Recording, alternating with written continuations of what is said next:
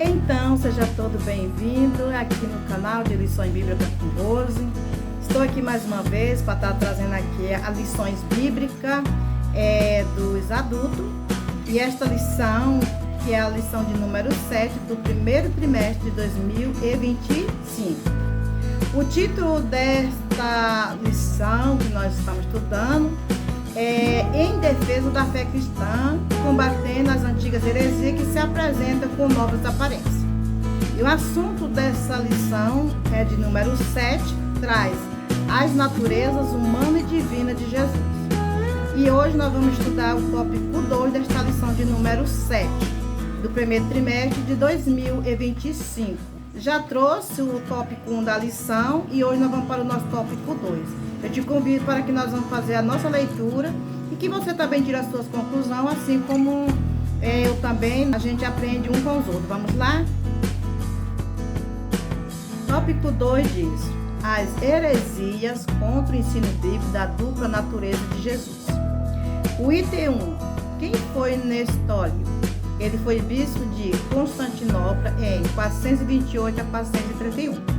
Nestório discordava do título dado a Maria, defendido por Ciro de Alexandria, mãe de Deus, literalmente portadora de Deus. Ele surgiu, receptora de Deus, ou mãe de Cristo.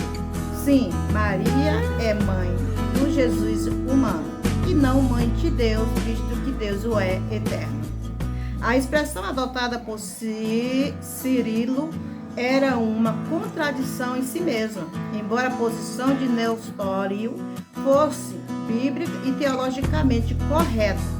A popularidade do termo Mãe de Deus de Cirilo impediu o êxito do termo e da explicação de Nestório. A preocupação dele era menos com a mariolatria e mais com a ideia do arianismo. Então, para nós entendermos um pouco essa leitura, que é bem difícil às vezes nós trazermos realmente, como diz assim, explicar tudo direitinho, né? Mesmo a gente entendendo, compreendendo, mas quando a gente vai passar, falta muito conteúdo, já que nós temos pouco tempo para nos expressar. Então é o seguinte, o que aconteceu nesse tempo, né? Era problemático naquele tempo falar, dizer, ensinar, né? É sobre a natureza humana de Cristo, que Cristo foi homem 100%. Então ali havia muitas opiniões das pessoas a respeito sobre essa natureza humana de Cristo. Lógico que ele foi homem 100%, mas para ele ser um homem 100%, certo? Ele precisava nascer de uma mulher e assim aconteceu. Como nós lemos na Bíblia, exatamente aconteceu tudo que já tinha planejado por Deus Pai. E nesse período estava tendo então esse termo aí bastante conhecido, que era o termo Teox, mãe de Deus, viu? Mas, no entanto, nós sabemos que Maria, nossa irmã, não é mãe de Deus. Por isso, esse Nestório, ele vai dizer o seguinte, né? Dar as suas ideias. Esse termo não é bom. Isso ele lá questionando. Esse termo não é bom, não está correto chamar Maria mãe de Deus. Nós podemos... Ele dizendo o seguinte, nós podemos até chamar Maria de receptora de Deus, ou até mesmo mãe de Cristo, o ungido. Nós vemos na leitura, o Messias, né? Como que eles entenderam, o homem, e não mãe de Deus. Vocês entenderam? Então ele achava assim, que não era correto chamar Maria mãe de Deus, e sim mãe de Jesus, né? Realmente, Jesus aqui na terra não teve pai, né, que você entenda a forma de eu falar, pai, porque não foi gerado da forma que nós fomos, certo? E nós vamos explicar isso mais pra frente. E também ela é mãe de Jesus, por quê? Porque ela deu à luz Jesus, certo? Então ali eles começaram então a ter essas discussões, né, sobre a respeito de mãe de Deus, mãe de Jesus. Mas, no entanto, a população do termo mãe de Deus, ele estava totalmente decidido, né, com esse termo aí, é mãe de Deus. E esse Nestor, ele teve assim muita dificuldade, igual nós lemos aqui. Ele teve muita luta ali, bastante, para ele esclarecer a sua ideia, né, de ensinar que Maria não é mãe de Deus, Maria é mãe de Jesus Cristo. Então houve isso aí, né, naquele tempo lá, essa confusão toda a respeito de mãe de Deus, mãe de Jesus.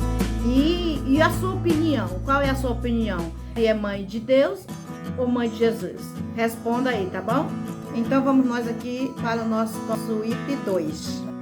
O item 2, nestorianismo. Nestor defendia a formulação dos pais dizendo: a divindade de Cristo e a humanidade defendia o credo niceno constantinopolitano em 381, segundo o pensamento nestoriano. As duas naturezas de Cristo, a uma é a divina. Era duas pessoas. E essa foi a acusação contra ele. A ilustração de nestoriana era a comparação de maridos e mulheres serem uma só carne. E essa alegada afirmação nestoriana foi considerada heresia pelo Concílio de Éfeso em 431, e ele foi condenado por esse concílio que o declarou herege e o imperador o exilou. Então, resumindo aqui a nossa leitura, né, sobre a respeito do nestorianismo, aqui é o seguinte: nestorianismo, ele ensinava que duas naturezas distintas, duas pessoas distintas. Já aqui no Eutico, que tem a ver também com o eutiquismo, seus ensinamentos eram monofisismo, que era somente uma única natureza, a natureza humana e a natureza divina, e que as duas se misturavam e se uniram, assim transformando em uma única natureza. E ele argumentava que da mesma forma que um homem, né, quando se casa com a mulher, se torna os dois, né, numa só carne, não forma única carne, né, qual ele quer dizer. Assim também aconteceu com a natureza de Cristo humana, natureza divina, se uniram, formando apenas uma única natureza. Mas vejamos o seguinte para nós encerrar.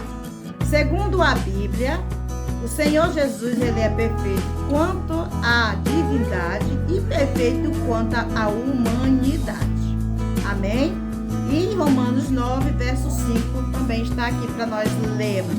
Jesus Cristo, ele teve um corpo aqui na terra, no entanto, com as duas naturezas, a natureza divina e a natureza humana. E vamos nós aqui, já vamos pulando aqui para o nosso item 4. Então, o nosso item 4 diz: o concílio de Calcedônia. Essa formulação teológica fala das duas naturezas de Cristo em uma só pessoa. A propriedade de cada natureza permanece intacta, concorrendo para formar uma só pessoa e substância, não dividido ou separado em duas pessoas, mas um só, e mesmo Filho unigênito, Deus Verbo, Jesus Cristo Senhor. A encarnação do Verbo não é uma conversão ou transmutação de Deus em homem e nem de homem em Deus. A distinção ela é precisa entre natureza e pessoa. Diz o documento: a união dessas duas naturezas é permanente, como resultado da encarnação. O documento é uma interpretação precisa das Escrituras. Isaías capítulo 9, verso 5 e João 10, 30 a 37. Então vamos nós aqui com a nossa humilde e simples explicação. Amém? Segundo ao nós estudarmos, não estudamos tudo que é preciso, mas trazemos algumas que sabemos que realmente servem para a nossa vida espiritual. Então esse conselho de Calcedônia Aqui trazer aqui só uma explicação rápida. O que foi decidido aqui nesse concílio de Calcedônia? Jesus Cristo, ele tem duas naturezas, certo? A natureza divina, Deus eterno, sempre ele existiu e tem todo o poder. 100% Deus. A natureza humana, preste bem atenção que essa é a que as pessoas têm muita dúvida. A natureza humana, a partir do momento em que ele encarnou, ou seja, ele veio em carne a esse mundo, ele adquiriu para si também a natureza humana, semelhante à nossa. Ali existia pessoa naqueles tempos que dizia que o corpo de Jesus não era humano, porque ele diz, os que não lê Bíblia, ele diz o seguinte, que Jesus não sentia dor. Ele foi crucificado, mas ele não tinha dor, ele não sofria. E quem lê a Bíblia sabe muito bem que isso não é verdade. Jesus ali, ele passava por um momento muito difícil de angústia, ao ponto dele levar uma vida de oração. Então fica aí a opinião de cada um no seu coração. Desde quando você tem uma opinião certa, né? Você busca as escrituras, também busca os grandes homens e mulheres também que vivem de buscar o conhecimento para nós, amém? E que Deus te abençoe, eu desde já te agradeço. E aí nós vamos trazer o tópico 3 bem rápido para nós podermos concluir esta lição de número 7. Eu sei que você vai aprender mais ainda na sala de aula com o professor e com o seu pastor. Então eu te agradeço, fica com Deus e até o tópico 3. Tchau, obrigada.